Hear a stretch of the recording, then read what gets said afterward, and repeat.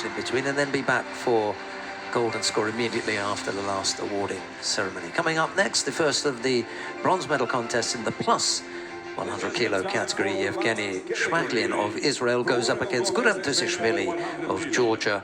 It'll be Shmaklin in the white judogi, Tusishvili in blue. The referee in the middle for this one is Mariano dos Santos of Brazil. Well, we always think of ourselves as ending the tournaments, don't we, with the super heavyweights, with big ippons. That was an amazing semi-final, wasn't it? Tusishvili and Krapelek, Lucas Krapelek, managing to make a readjustment in the end to throw Tusishvili, but they were both up for it. They were both giving it their all.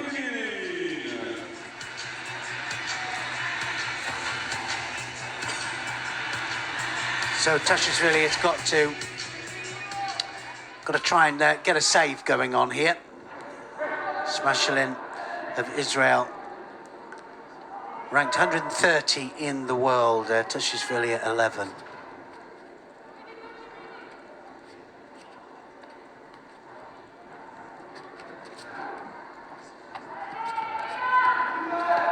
Uchimata, Tusishvili! Ah, he gets a wazari!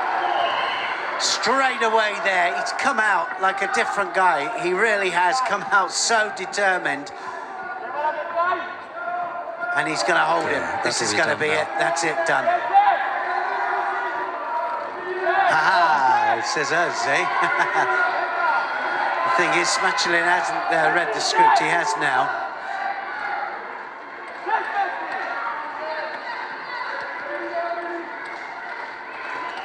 Seconds is all he needs to hold, remember? That's all he needed, wasn't it? Yeah. It's all he needed there, Tusishvili, to win that.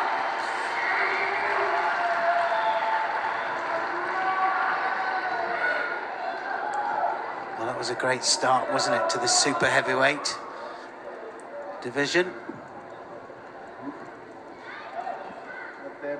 Ladies and gentlemen, the winner, Grand Prix of Austria, bronze medalist for the men's over 100 kilo. Well, it's his face says it all, doesn't it? He came here for more than this, and that's the thing about the great champions, is that they didn't come here for bronze, but they have to go out there and win the bronze medal, and then they go, well, okay, job done. Let's get to the next one. Let's put that right. But of course, the main thing they're aiming for, you've got to remember, is the Olympic Games. That's what they're preparing for. Yes, Guru was the number 2 seed coming out here this morning. The number 1 seed was Andy Grandin. He still has a chance of going as the form has dictated. Number 1 seed is in the final. We'll get to see him in a while, but before that, we've got another bronze medal contest, so we won't jump too far ahead of ourselves.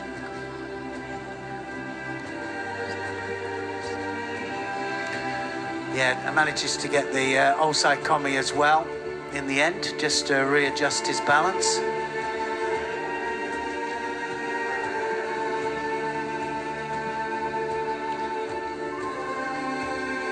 Yeah, you're right, you know, not entirely happy with the day's work, but it will take the points. Right, we come to the second of the bronze medal contests in the plus 100 kilo category. Jamal Gamzatkanov of Azerbaijan goes up against Loseni Kone of Germany. It'll be Gamzatkanov in the white judogi, Kone in blue. The referee in the middle for this one is Vyacheslav Peretyeko of Uzbekistan. Yeah, well, these two have met 3 times before. This is the 4th time, and Kone has been the winner on each of the occasions. Saw Kone outside, actually, yeah, he did, in between, and enjoying an ice cream and looking pretty chilled about it all. Super heavyweights can do that. It was an ice cream Kone. That's a bit. That's too much. dear, oh dear. That was. that was too much. Oh dear.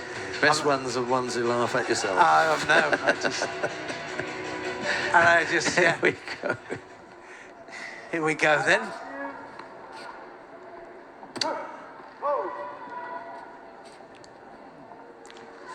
Comes at Karnov, ranked 26 in the world. Kone, 23 in the world.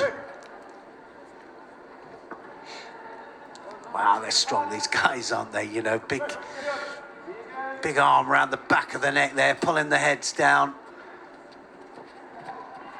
Vyacheslav Peretyeko is a big guy, the referee in the middle. You could gauge just how big these guys are, because when you see Kone, he's bigger than... Yeah, they are giants, aren't they? Yeah. They are really, they're big men. He's bigger than Peretyeko, and Gamzat Karnov is bigger than Kone, so that's a big guy, Gamzat Karnov. He's a genuine super heavyweight in the old style. You know? Nice little hopping Ouchigari there from Gamzat Hanov.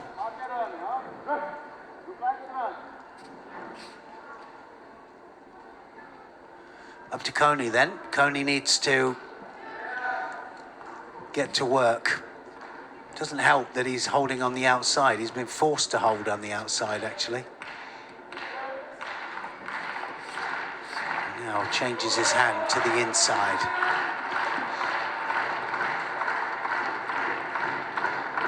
Trying to control it now. Here's Iri.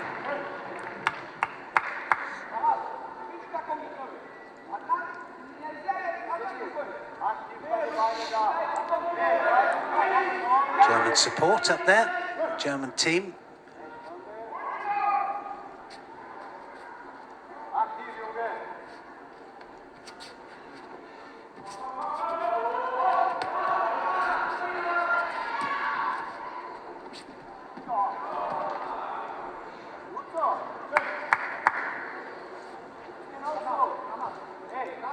Две руки, ноги работают. Две руки, ноги работают. Он только сидит, лежа. Well, this is anybody's match, this one. Pretty even.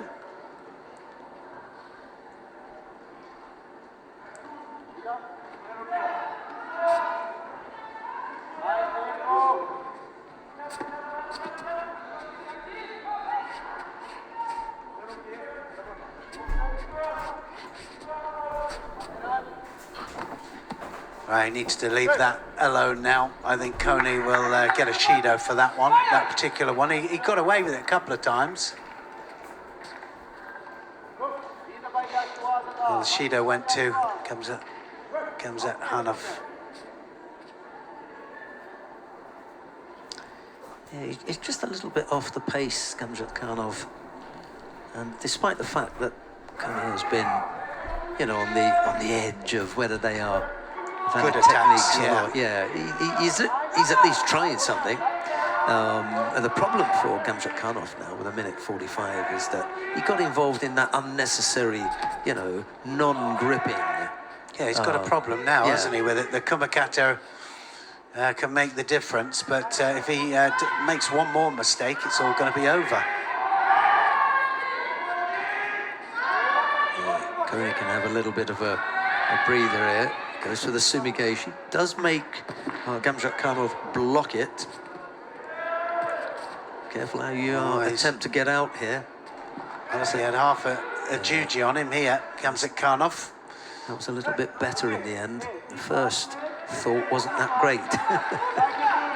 I think, yeah, if he just, like I say, if he had half a juji, it was right there. The arm was there, but if you haven't got a juji, then it's not, is it? 2 Shidos each.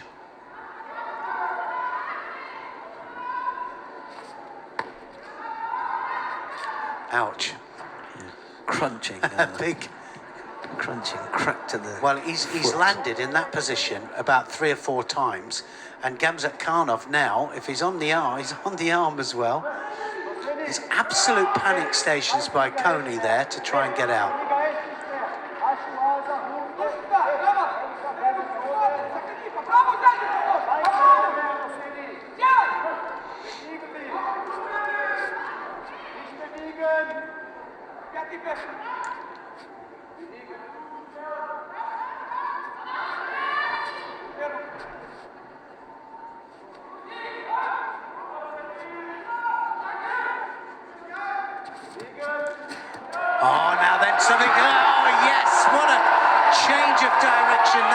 was from Kone.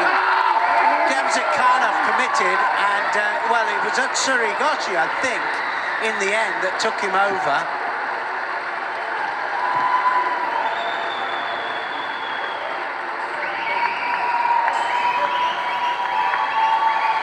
A terrific piece of work, wasn't it? It looked for all intents and purposes as though Kone was going to go over.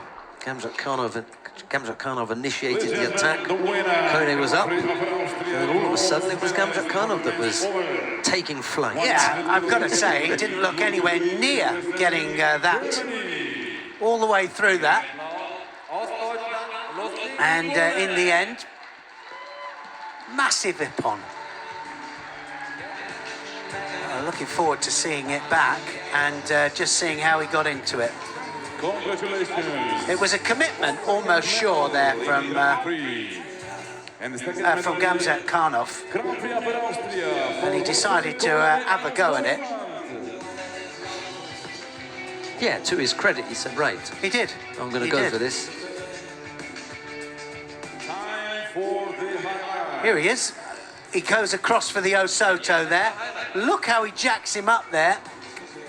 And Kone jacks him up, takes him round the waist, picks him up onto his hip, Utsurigoshi, and manages to blast him. And we can see it here from a different angle. Oh, what a great drive. See it there from that particular angle there. And he comes right the way back into the front there. Yuli, brilliant.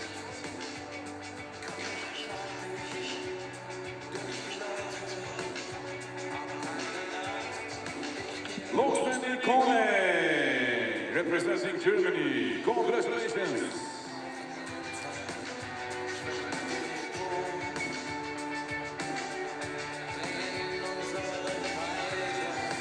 Well, that's 4 now to Kone over Gamzatkanov.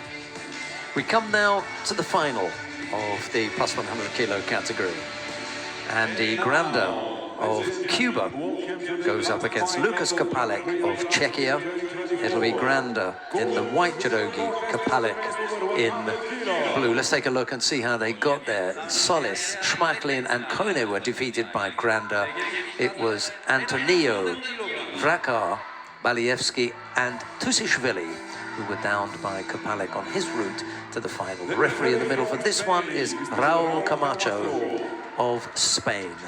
Here's Neil. Well, we all know, don't we, how he is a big competition winner, Kapalek, and he just working his way back into the winning ways, and when it really matters, he knows how to dig deep.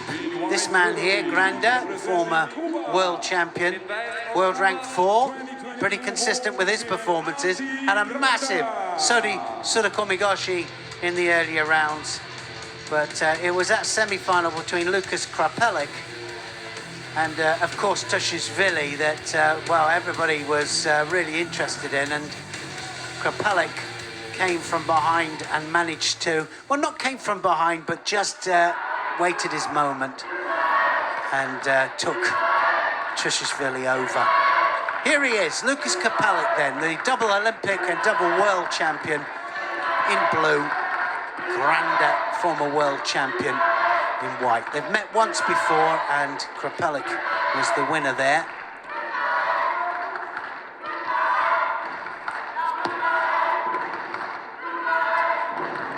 Is it going to be one of those open matches? Every second on the map for Kapalek is a step forward towards the Olympic Games. I'm sure that he is only interested in that Olympic Games, and every contest that he has out there is a contest closer to his Olympic Games again and getting another Olympic medal.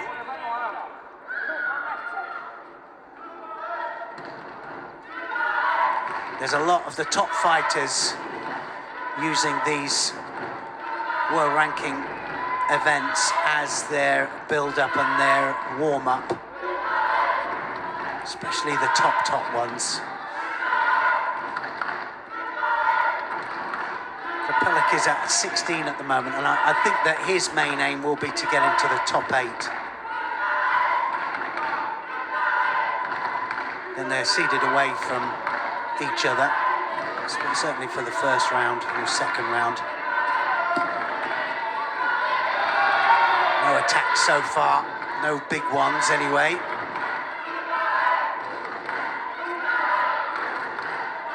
I think that the further this goes into where they've got to dig deep, the better for Krapalik. Big arm underneath, now it could happen. And he doesn't want that, Granda. He didn't like it at all. Took that high left hand of Krapalik off.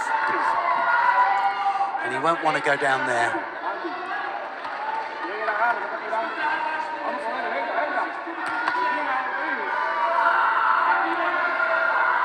The Cubans up there. Massive support for Granda.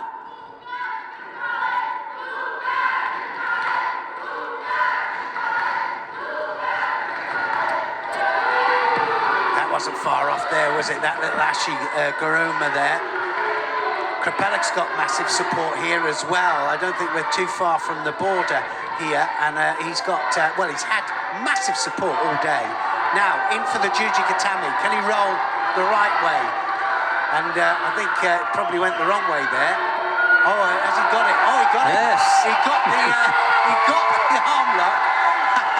And I wasn't sure whether he was going to get picked up there, and Krapalik manages to get the submission from Granda. Good bit of Newaza there from Lucas Krapalik. Ladies and gentlemen, the winner and Grand Prix of Austria. Well, we said, didn't we, that we wanted to see Ippon finish, and we've seen another Ippon finish in the super heavyweights. In fact, it's been Ippon all the way in this last category, the plus 100 kilos. What a super event. That's exactly what he came for. He wanted a few tough contests, and he wanted to come away with maximum points and the gold medal. He wanted, well, I was saying earlier that every second out there is another step closer to where he wants to be. It's the Olympic Games is the main thing, but every contest that he won here, he's had to do something a little bit different, and that Juji Katami there was terrific, and he manages to get the submission. And we think Granda made a big mistake there. He just stayed on his hands and knees for too long. He knows, you know, all of the possibilities that can happen there with Krapalik, with the turnover and the Newaza. Krapalik just went onto the arm and managed to keep him down.